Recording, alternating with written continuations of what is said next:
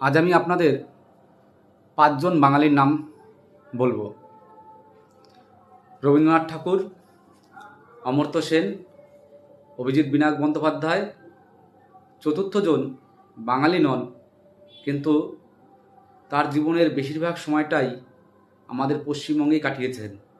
তিনি আমাদের সকলের মাদার টেরিজা। এই ৪ জনই অত্যন্ত বিখ্যাত। সারা বিশ্বের প্রতিটি প্রান্তে তাদের নাম উচ্চারিত হয় সম্মানের সঙ্গে।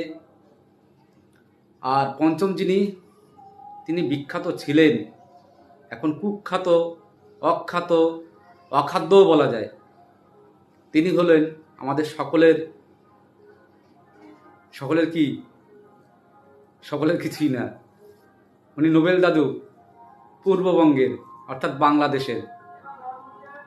আমাদের দেশের বিখ্যাত ৪ জন বাঙালি তাদের নিজের যোগ্যতায় নোবেল পুরস্কার জয় করেছিলেন।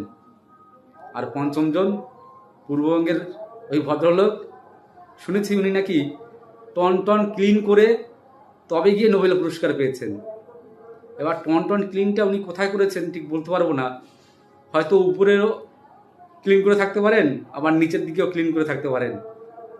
ভিডিও কেমন লাগলো কমেন্ট করে জানাবেন। ভালো লাগলে লাইক, শেয়ার আর একটা কমেন্ট রেখে যাবেন।